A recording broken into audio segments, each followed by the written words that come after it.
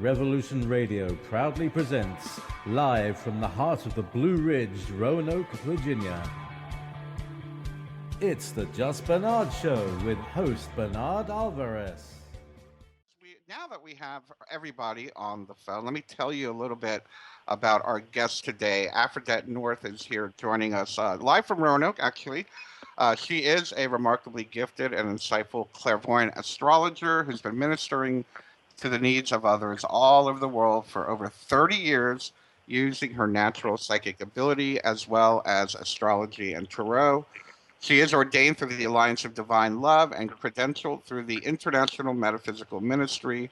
She offers classes, seminars, and private spiritual counseling in addition to psychic tarot readings and in-depth analysis using astrology. And that is what we're going to be talking about today. So welcome to the show, Aphrodette. I'm so glad you're here. Well, thank you so much for inviting me. I really appreciate it because a lot of people really don't understand how amazing this art and science is, and how much it does reflect everything that goes on here. There's different schools of thought. Is it causative? Is it just reflective? All I know is it works. Yes. And as far as you can go back in history, you can see that truth. Yes, it's absolutely. Just amazing. And I love how we're calling like today's broadcast as above, so below. And it's very true. People, we always talk in the metaphysical field, we talk about the microcosm and the macrocosm. And so many people are not really tuned into the knowledge and, well, I should say the awareness as well that astrology gives us. Absolutely. Absolutely. In astrology, what a lot of people don't understand is that there are planets of event and then there are planets of process. And we're going through a time of great change because of the planets of process. Like the sun, the moon, Mercury, Venus, Mars, they're all planets of event. And also, whenever we have a lunation, a full moon or new moon, or an eclipse, these all feed into the event factor. Jupiter is unique in that it has an annual cycle. Okay, it's in a sign for a year every 12. And what that does, it magnifies everything it touches for that year. And it can be good or bad, but it's usually eye-opening. And ultimately, no matter what happens, it turns out to be a blessing in disguise. Now, the ponderous planets are Saturn, Uranus, Neptune, and Pluto. Now, Saturn is only in a sign every 29 to 30 years. In 2014, it entered Sagittarius. Okay? And in Sagittarius, Saturn is the planet of formation. It's the great teacher of the zodiac. It helps us to establish things. But in Sagittarius, it wants us now to establish more freedom, more breadth of vision, more metaphysical philosophy, which is one of the wonderful things about you, Bernard. And so it's still going to be there for a while yet to come. Now, Uranus entered Aries in 2011. Now, it hadn't been there for 84 years. Okay, and Aries is the planet, and Uranus is the planet of surprises. It rules things like lightning bolts and hurricanes and falling in love and all the things we have no control over. Within 3 days of entering Aries, we had that BP oil spill, that massive explosion. Oh, yeah. Talk about a cosmic event, okay? Yeah. But that was kind of like its wake-up call. I'm here now, okay?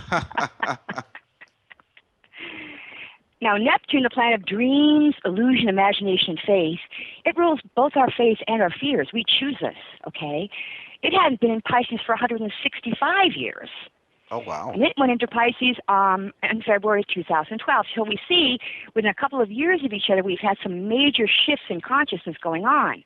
But the most amazing one, of course, is Pluto.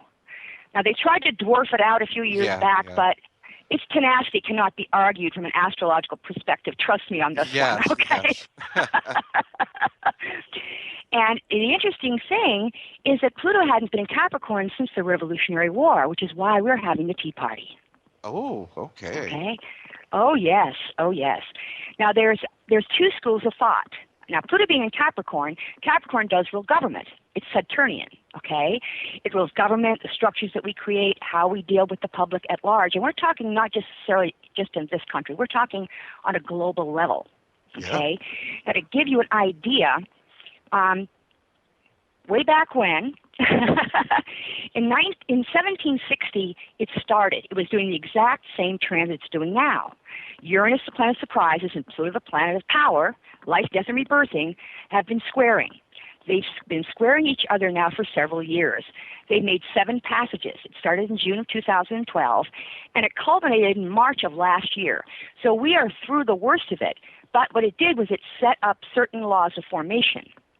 Ah. The last time this occurred, okay, it was basically pretty much in 1760 when they first started out with the Stamp Act, and that was a very bad thing. Yeah.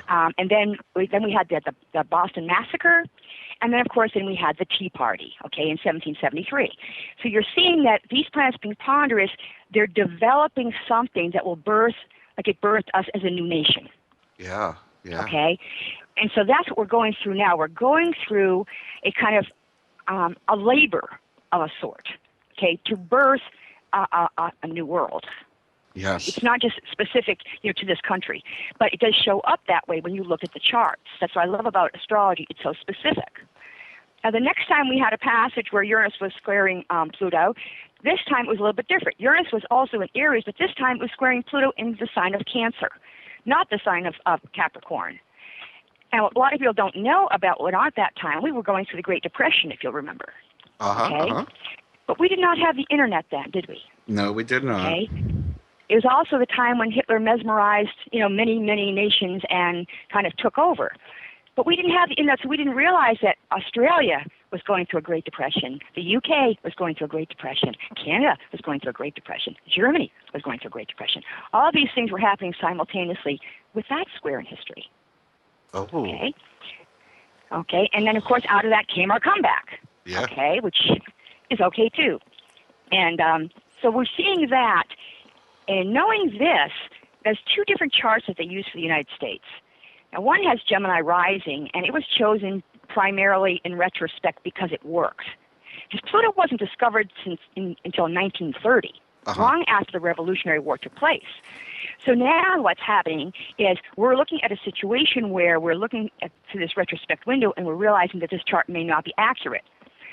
So this woman, Sibley, she was able to find eyewitness accounts in the journal of those that signed the Declaration of Independence to fine-tune the time that it was actually signed and completed. Ah. Okay, which is a completely different chart. Yeah. Okay. Yeah. I mean, the planets are still in the same signs, but they change houses. In astrology, the planet is the verb, the sign it's in is the costume it's wearing, and the sector of the zodiac it's in is where the stage where the action actually takes place. Okay. I see.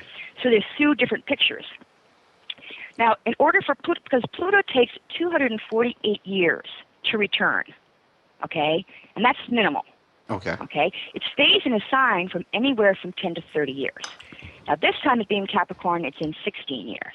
Okay, so its actual return does occur, and you were so wise, and you asked me, "Oh, can you look at like 2010 to 2020?" That was very, very psychic of you, my friend.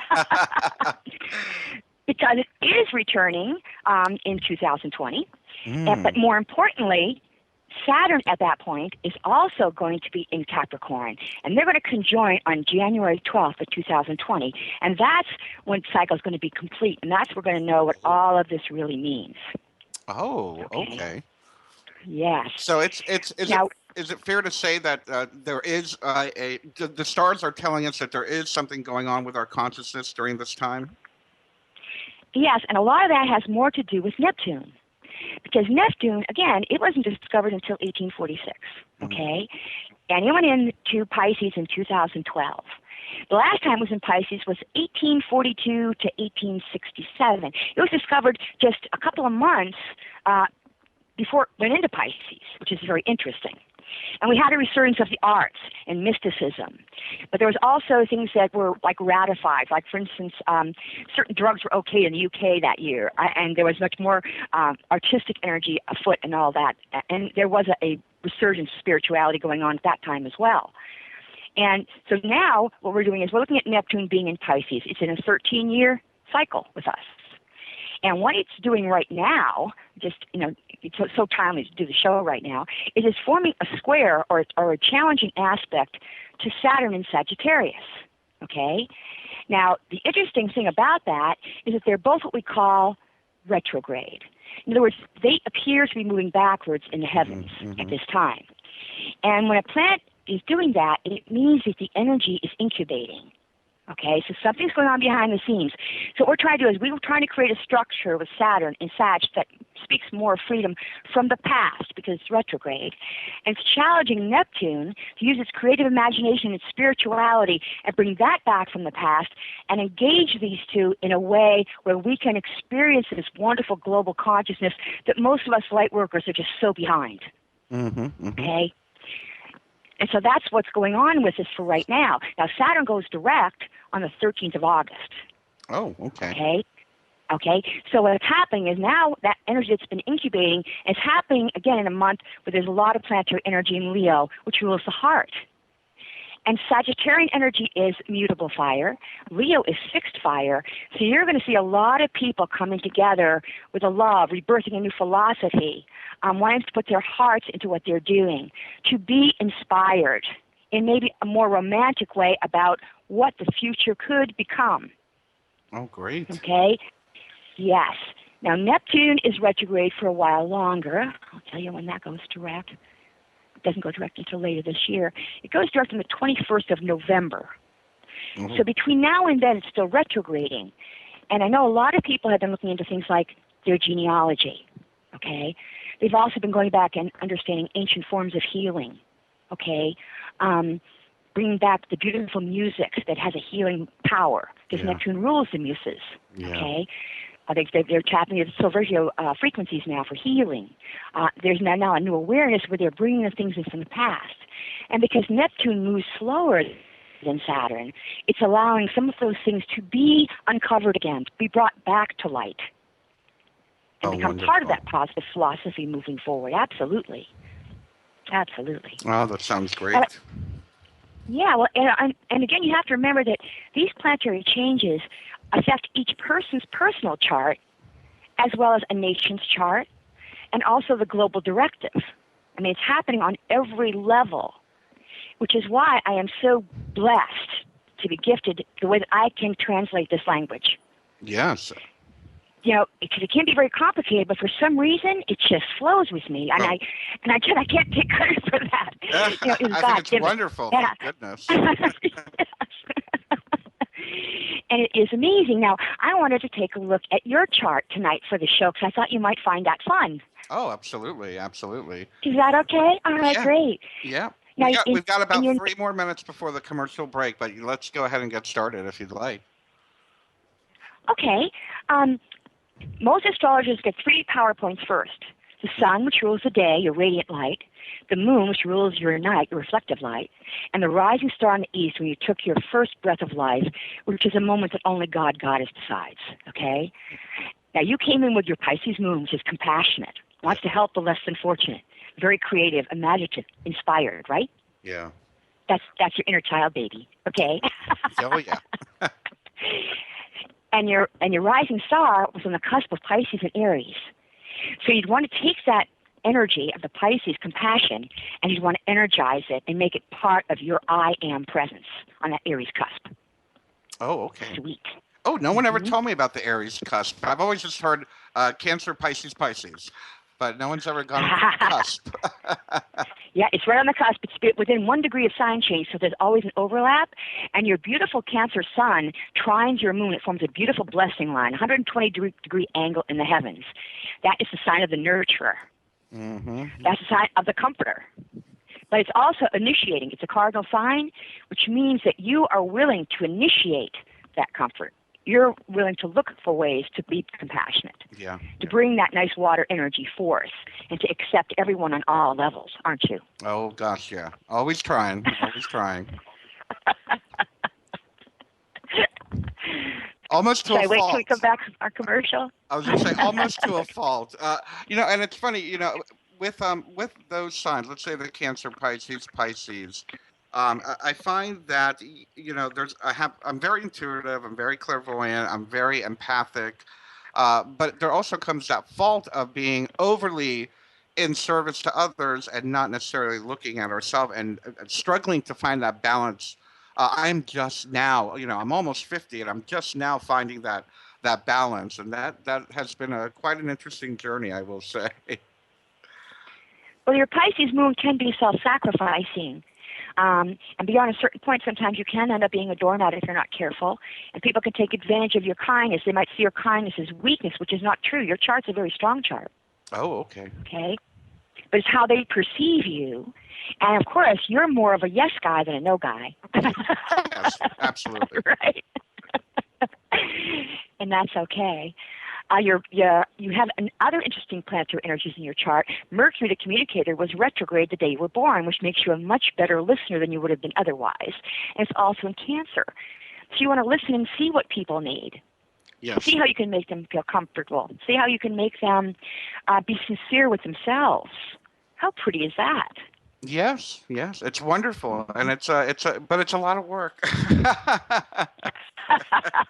Of course it is, but you signed up for it. Yes, that's the other thing. I want a refund, but no, I joke. I love doing this work. I'm finally now embracing it as my, okay, this is what I need to be doing, and this is the only thing that's going to make me happy in doing this work, But we have about 20 seconds left before the commercial. Aphrodette, where can people get more information about maybe connecting with you? Well, they can find me on Facebook. I also have a website. It's www.aphrodette.com, and that's APHRODETTE.com. I love it. And I love that you got Aphrodette.com. Well, I don't know, how many Aphrodites do you know? I know two others, believe it or not. When I was growing up, I had a name. Her name was Aphrodite. She was Greek. Her name was Aphrodite. We called her Afro. For short. But, well, we should be having a commercial break any second. I think they changed my commercial time format here. So it's going to probably come up in the middle of me talking about something else. But I also want to let everybody know, if you're interested, Aphrodette has been kind enough to join me this coming October 1st for the Luminary Ladies of the Blue Ridge, and I'll talk more about that later. And now, back to your host, Bernard Alvarez.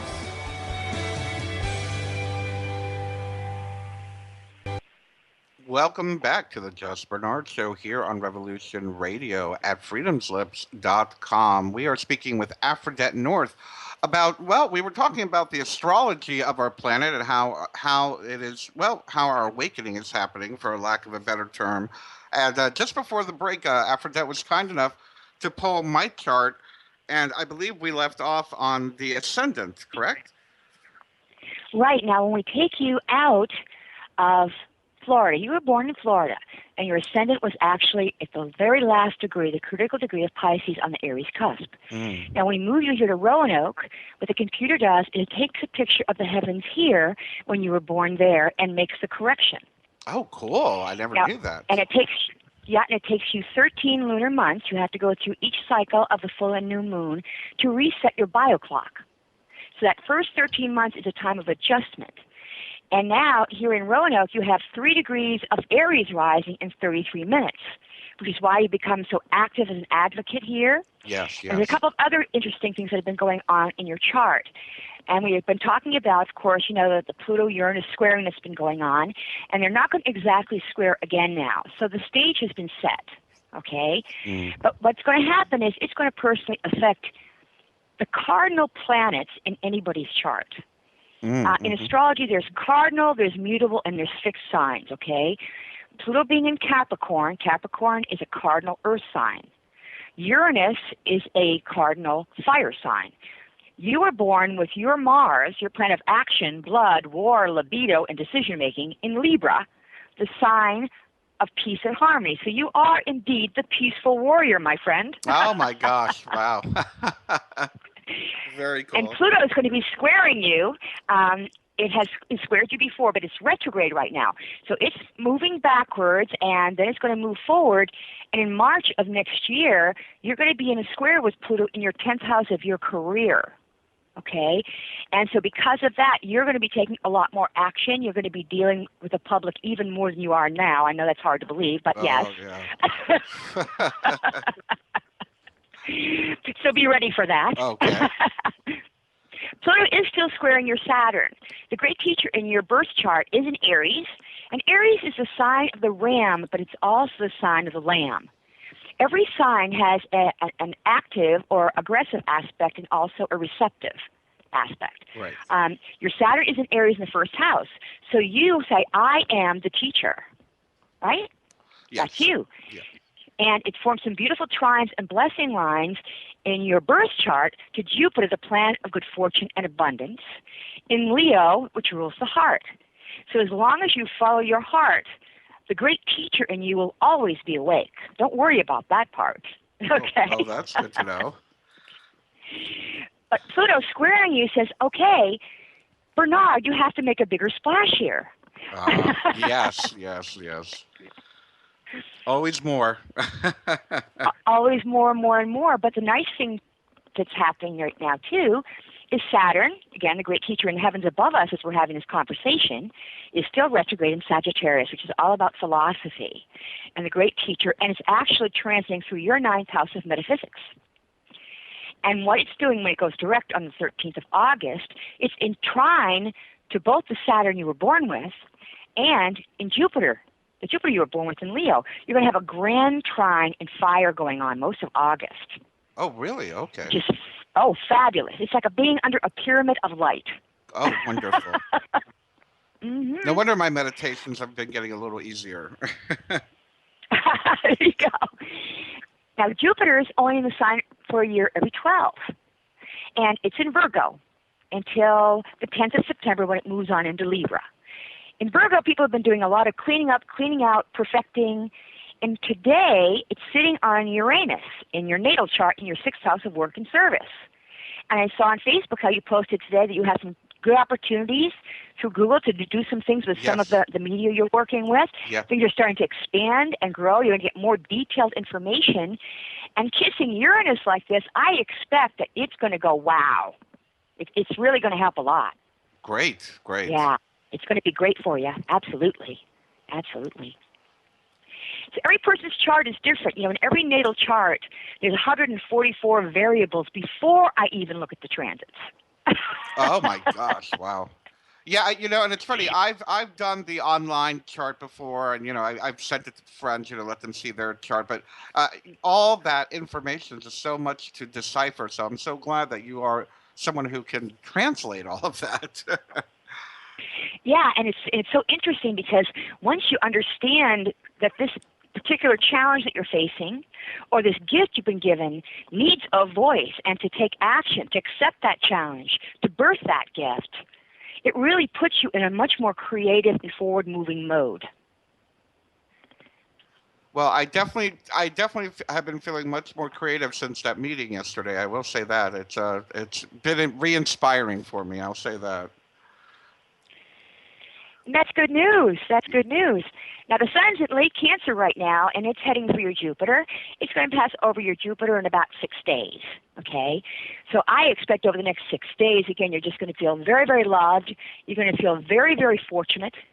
You're going to have such an attitude of gratitude. And expect just a lot of affection to come in from just people that know you for no reason at all. Oh, I'm always open to affection. Yeah, you're a cuddle bunny. Yes. I'm a hugger. Now, Mars, the planet of action, is usually only in a sign every 2.5 years. And what it does is it retrogrades. Some planets retrograde, some planets don't. Most planets retrograde. The moon does not retrograde. The sun does not retrograde. But all the other planets go through what we call a retrograde cycle, where a certain amount of energy has to incubate. It has to be rethought or redecided. With Mars, it was going through retrograde cycle recently. It just went direct about 10 days ago, 12 days ago maybe. And it's in Scorpio, the sign of the psychic. And it's in the last few degrees of Scorpio, and it's transiting your 8th house of the psychic. Your psychic energy, your psychological energy, the way that you bring people, again, to other realms, maybe through hypnotherapy, all of those things were being highlighted by Mars being in Scorpio. But its next passage is going to be through Sagittarius. And it's roughly going to be in Sagittarius for about 7 weeks. And it's not going to retrograde this time, so it's going to shoot right through there in 7 weeks. But it's going to be going to your 9th house of international travel, metaphysics, You're dealing with the internet. You're dealing with really trying to put yourself out there worldwide. I mean, I don't know if you can translate your page, but that needs to happen too if you can't. And so those things are going to be coming to you with this Mars cycle. Travel can be phenomenal for you. Really? Especially if you're in the right company. Yep. Well, there have been some suggestions of travel coming up, so I wonder if that has anything to do with that. Exactly. Now, when Mars moves into Sagittarius, it's there for 7 weeks. And so it's going to be moving in there. I'll tell you the exact day. Wait a minute. I can look at that. I have the technology. Okay. Let's see here. Okay. It's going to Sagittarius the 2nd of August. And when it does that, Saturn's still going to be retrograde in Sagittarius. So you're more apt to travel to places you've already been or to see people you already know. But once Saturn goes direct, okay, and it goes direct, let's see exactly when does it. I lied. It's the 15th. On the 15th of August, but you're going to feel it a couple days prior. That's where you can go to brand new places, meet brand new people, be very, very expansive. You can be meeting people from all over the planet because it's definitely an international energy associated with Sagittarius. Oh. And it doesn't matter how you travel. You can travel by land, by sea, by air, on horseback. It doesn't matter. Jet ski, whatever you like. Right. And that's going to open up a lot of things to you because these planets in your birth chart are going over the top part of your chart, okay, more towards your midheaven star or your high aspiration point in your career or your calling, okay? In the Roanoke chart, your midheaven here is at 2 degrees of Capricorn, which is why you've established such a good reputation here, okay? And when Saturn moves over that star, it's going to get even better. Oh, wow, fantastic. Now, I don't know how much you've published, but I know you do an awful lot of social media, you do recordings, so you do a lot of different things. But what it's going to do, again, is it's going to put you again in a situation where you have really established yourself in such a way that others know your name. Okay. And again, you got to remember, Saturn's only in Capricorn. It's only in any sign every 29 years or so. Okay, so this is a passage that's going to really be wonderful for you. And then it's going to move into your 10th house of, again, establishing yourself, being published, being a kind of the way shower for other people that are also on a similar path as you, to be able to combine and unite with them in a more powerful way to meet the needs of the public at large. Oh, that sounds perfect. Right up my alley. Yes, exactly. So your timing, especially with these people stepping in and helping you with your media and the expansion and the things that you're trying to do, this is a very, very powerful time for you. I also took a look at your birthday chart, because you just had your birthday not that long ago, didn't you? Yep, just 3 weeks ago. Yes. Now, everybody always, usually celebrates their birthday, on their actual birthday. Right. Okay, well, it doesn't always fall on your birthday that the sun returns to the exact degree and minute it was the day you were born because of leap year. Ah, yes. So your birthday this year, instead of being June 27th, was June 25th. Ah, okay. At 9:20 at night. And you were told that you were in Roanoke. Yes. And the beautiful thing about doing this chart is it gives you an overview of the year ahead. It just hits the high points of what you're going to experience between your birthday this year and your birthday next. Oh, okay. Okay? And you have Capricorn rising in this chart at the actual time that the sun returned to exactly where it was when you were born. And that Capricorn energy, again, we're looking at establishing yourself. Pluto's retrograde in that first house of self in Capricorn, forming beautiful trines and blessing lines to Jupiter, the planet of good fortune and abundance, and the North Node, which is like the cup overflowing of the Bible. And that's in effect all year. Is that awesome or what? In the 8th house of your psychic ability. Okay?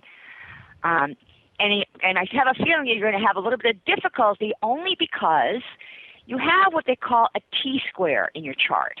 It kind of looks like a little balance beam, like a teeter-totter when you were a kid. You go down to the teeter-totter, and somebody heavier than you can keep you up there forever. Well, that can happen for you. I'm sorry. Yeah, okay. But the big challenge you're going to face this year is time management. Oh, yeah. Okay? because Saturn is at the top of the T-square. It looks like a big triangle, okay, kind of. And Saturn's retrograde in Sagittarius, so there's a lot you want to do. You want to expand. It's transiting through your 11th house as a light worker, and it's making squares to both Neptune, the planet of dreams, illusion, imagination, faith, and Jupiter, the planet of good fortune. So you're going to be blessed with abundance, but you're going to wonder where the time went. Mm-hmm. You're going to be running out of time almost every day, and that's why you're really going to have to try and keep a handle on that. You're not going to be able to trust your memory, although normally your memory is pretty good, and this year is going to be a little bit tougher. So you want to make sure you make notes. Keep a really detailed appointment book. I'm just going to say that's the best thing to do, okay? Yes, yes. I wonder if that's why I've been wanting to rest so much lately. I'm like, I feel like I need to rest. I have quiet time. Let me just rest. You know, maybe it's to get the energy for what's coming. Right, and there's several things that you can do to really help you to bring back the peace. You have on your birthday this year, the moon was in Pisces, where it was when you were born, and that doesn't happen very often. So I'd enjoy that, and it was kissing Neptune. So sleep, number one, is important, because Neptune rules sleep, but it also rules the muses. Music can change your mood or put you to sleep or wake you up, depending on how you use it as a vehicle. And also subtle things, like if you have sayings in your refrigerator or a beautiful poster somewhere, or you're using aromatherapy, in your desk and stuff when you're in your office. All of these subtle things can bring you peace even if you're still busy. Okay? So, and this is important for you to do that. It's also important for you to eat right, and you need to watch your blood sugar. Oh, yeah. Do you forget to eat? All the time. All the time. I know you do. I'm really bad about that. Well, this is a time that you need to be more conscious of, because that might be why all of a sudden you feel tired. The only thing that the brain can process is pure glucose. So if you're not getting enough sugar into your brain, all of a sudden you're going to feel like, oh, I'm too tired, I can't do this right now, I can't concentrate on misspelling, anything like that. So you be a little bit careful with that. And it's good for you to have something healthy that has a good glycemic index, because if you put some protein in with that sugar or carbohydrate that can convert to sugar, you're going to find that you're going to be able to maintain your alertness for a longer period of time without the fatigue. Good. Okay? Yeah, because I was in the medical field also for 21 years, so I know a little bit about that. I'm not a doctor on that level, okay? But I can see them going on in the chart. And also, Venus, the planet of love, was kissing your sun on your birthday in Cancer. So you're going to get a lot of nurturing and support from other people, whether you're in work, whether they're in your home, whether it's just people that you're meeting on the fly. So that's kind of a nice gift for the year also. Oh, really nice. Great. Mm-hmm. Now, do you speak more than one language? I'm somewhat fluent in Spanish. I can understand Spanish. I just can't speak it as well as I understand it. Well, this year, Mercury, the communicator, was in Gemini on your birthday. Mm-hmm. And the Gemini energy just would indicate that, again, it might be helpful for you to be able to speak more than one language. Mm. And also, again, that there may be other people that don't speak your language as well as you do that may want to check out what you've been putting out there. So being able to be translated could be important this year for you. Ah, very good. And it's funny, I've been getting requests for that as well. And that's why I think there's a lot of people that on a global level, that's what you're targeting, and that's what's needed. Like we pointed to that earlier, when we were going through a depression here in this country in the 30s and stuff, it was happening worldwide. So these major planetary energies, these ponderous planets, they're affecting everything here. I mean, even the animals, the trees, what grows in the fields, and also what we can harvest, for food. It matters to everyone everywhere, because this is a global reality. It's not just succinct to the space that we're in. Yeah.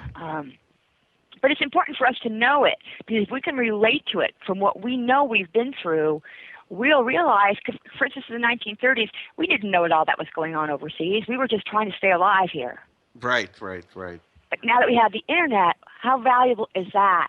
To be able to say our prayers or share our devotions regarding someone else in the world that needs it, that needs our light, and the gift of our heart. So I'm so happy to be alive in this time period for that reason. Oh, absolutely. I wouldn't even know how to do what I'm doing without the Internet. So I'm glad. The internet was a blessing for me to get my message out, for sure, for sure. Now, Aphrodite, I have a question for you. For people that don't know anything about astrology, and they, whether they think it's hooey gooey or they want to understand it a little more, can you explain just ever so quickly? I think we have about 5 minutes left.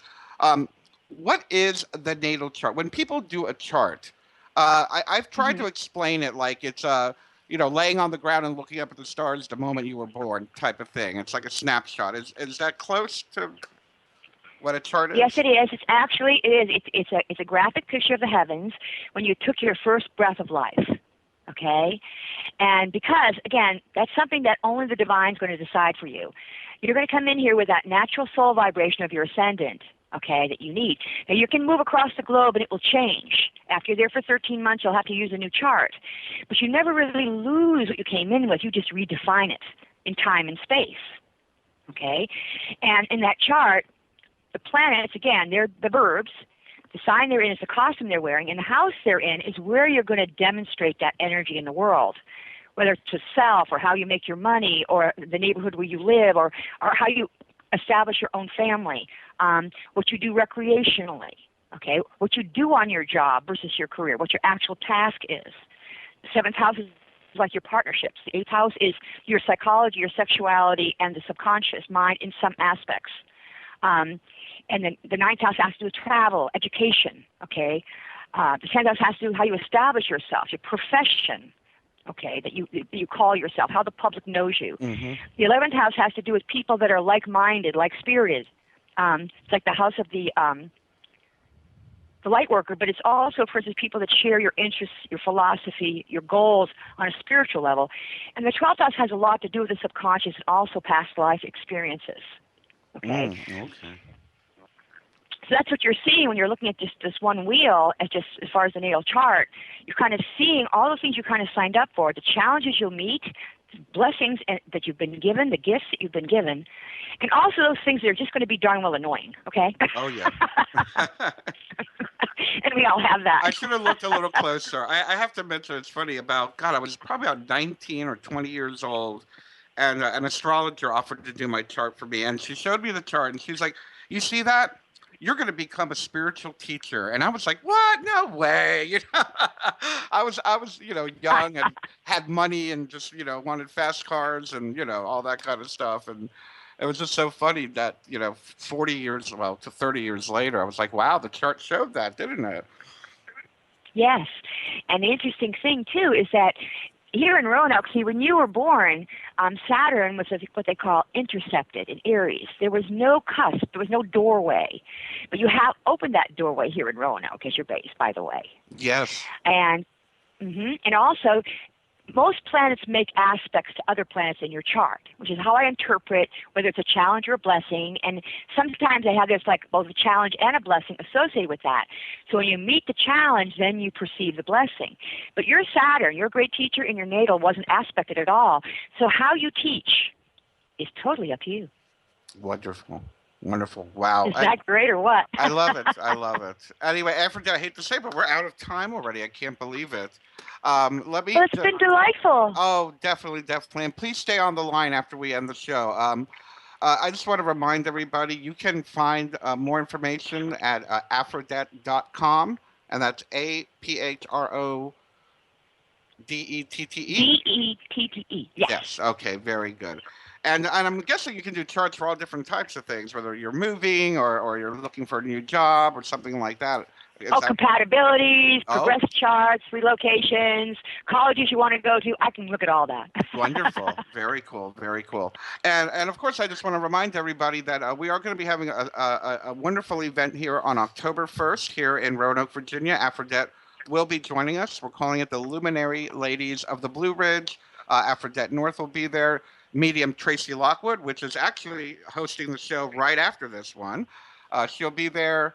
Azrae Windwalker, who's a shamanic teacher, and Beverly Johnson, the Crystal Crone, who's been on the show several times, and myself, of course. So it should be a great, great evening. I'll be selling tickets starting August 1st, so keep an eye out for that.